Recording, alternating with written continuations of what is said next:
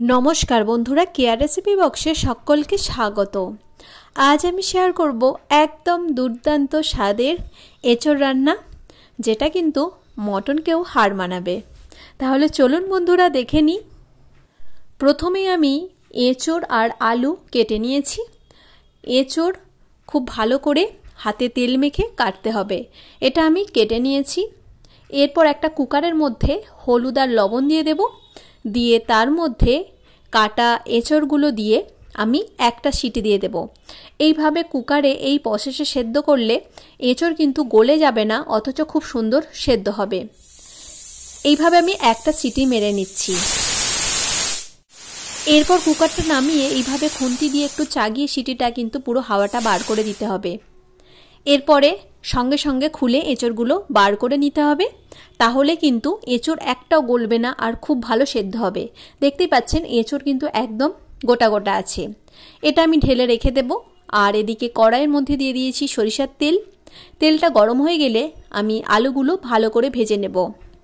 যে কোনো তরকারিতে আলু দেওয়ার সময় আলু যদি একটু ভালো করে ভেজে দেওয়া যায় তাহলে আলুটা খেতে দারুণ লাগে আর তরকারির টেস্টও কিন্তু ভালো হয়। আমি আলুগুলো এদিকে ভাজতে থাকি আর ওদিকে আমি একটা মশলা তৈরি করে নিই। আদা রসুন আর পেঁয়াজ বেটে রেখে দিই। এদিকে আমার আলুগুলো একদম এরকম লালচে করে ভেজে নিয়েছি। এখানেই কিন্তু আমার আলু প্রায় সেদ্ধ হয়ে গেছে। এরপর কড়াইয়ের মধ্যে ওই তেলের মধ্যে আমি ফোড়নে দিলাম দুটো এলাচ, দুটো লবঙ্গ আর দারুচিনি। এটা ভাজা ভাজা হয়ে গেলে এর মধ্যে আমি যে বাটা মশলাটা করেছিলাম সেটা দিয়ে দেব। পেঁয়াজ আদা রসুনের পেস্ট এর মধ্যে আমি অ্যাড করে দিচ্ছি। এরপর মশলাটা আমি ভালো করে কষিয়ে নিতে থাকব। মশলাটা খুব ভালো করে কষাতে হবে। এরপর এর মধ্যে আমি গুঁড়ো মশলা অ্যাড করব। দিয়ে দেব 1 টিস্পুন ধনে গুঁড়ো, 1 টিস্পুন জিরে গুঁড়ো, আর দিয়ে দেব 1 টিস্পুনের মতো হলুদ আর 1 টিস্পুনের মতো লঙ্কা গুঁড়ো আর স্বাদ মতো লবণ দিয়ে দিলাম। দিয়ে খুব ভালো করে মশলাটা কষিয়ে নিচ্ছি।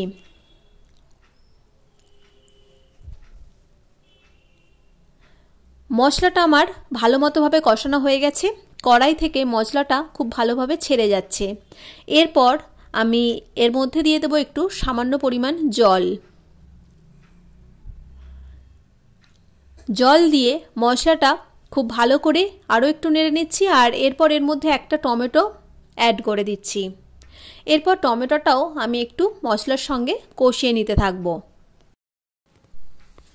মশলা যত ভালোভাবে কষানো হবে তত কিন্তু তরকারির টেস্ট ভালো আসবে। এইভাবে সমস্ত মশলা কষানো হয়ে গেলে এর মধ্যে আমি অ্যাড করে দেব এঁচড় আর আলু। দেখতেই পাচ্ছেন বন্ধুরা এঁচড় কিন্তু একদম গোটা গোটা আছে। আর এটা আমি এই মশলার সঙ্গে কষিয়ে নিয়ে সেদ্ধ করার পরেও কিন্তু এটা এইভাবে গোটাই থাকবে, অথচ এটা পুরোপুরিভাবে কিন্তু সেদ্ধ হয়েছে। তাই কুকারে এই প্রসেসে যদি সেদ্ধ করেন তাহলে এঁচড়টা খুব ভালো সেদ্ধ হয় আর একদমই গোটা গোটা থাকে। অনেক সময় কিন্তু এঁচড় একদম গলে যায় কুকারে সেদ্ধ করলে। তাই কুকারে সিটি দেওয়ার সময় সঙ্গে সঙ্গে ওইভাবে সিটিটা হাওয়া খুলে এঁচড়গুলো কিন্তু বার করে নিতে হবে। যদি কুকারের মধ্যে বসিয়ে রাখা হয় তাহলে কিন্তু এঁচড় একদম গলে যাবে। আমি মশলার সঙ্গে এঁচড় আর আলুটা কষিয়ে নিচ্ছি।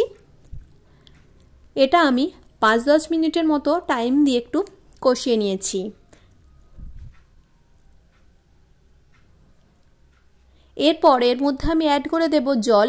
খুব বেশি জল লাগবে না, অল্প পরিমাণে আমি জল অ্যাড করছি। যেহেতু এঁচড় আর আলু প্রায় সেদ্ধই আছে তাই অল্প পরিমাণ জল অ্যাড করে এটা চাপা দিয়ে আমি পুরোপুরিভাবে সেদ্ধ করে নেব।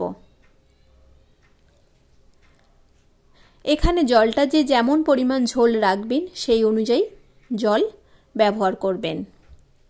এরপর এটা চাপা দিয়ে সেদ্ধ হওয়ার জন্য অপেক্ষা করব।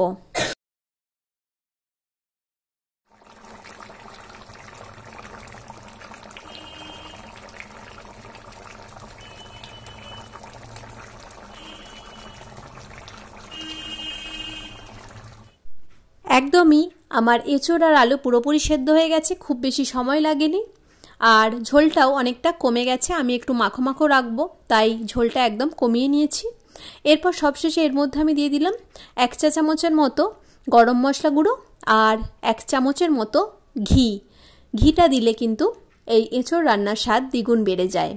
এরপর গ্যাসটা বন্ধ করে এটা আমি নামিয়ে নেব। দেখতেই পাচ্ছেন বন্ধুরা, এঁচোড় কিন্তু একদম গলেনি আর খুব সুন্দর গোটা গোটা রয়েছে। তাহলে দেখতে পেলেন কত সহজে তৈরি হয়ে গেল দুর্দান্ত স্বাদের এঁচোড় রান্না।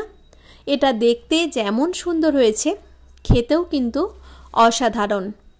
আশা করছি সকল বন্ধুর কাছে এই ভিডিওটি খুব ভালো লেগেছে। সকলে ভালো থাকবেন, সুস্থ থাকবেন, আর নতুন বন্ধুদের কাছে চ্যানেলটি সাবস্ক্রাইব করে পাশে থাকার অনুরোধ রইল। আর যে সকল বন্ধুরা রেগুলার আমার ভিডিও দেখেন তাদেরকে জানাই অসংখ্য ধন্যবাদ। আজ এই পর্যন্ত, আবার ফিরে আসবো অন্য কোনো এক রেসিপি নিয়ে। আর অবশ্যই ভিডিওটা কেমন হলো জানাতে কিন্তু ভুলবেন না। ধন্যবাদ।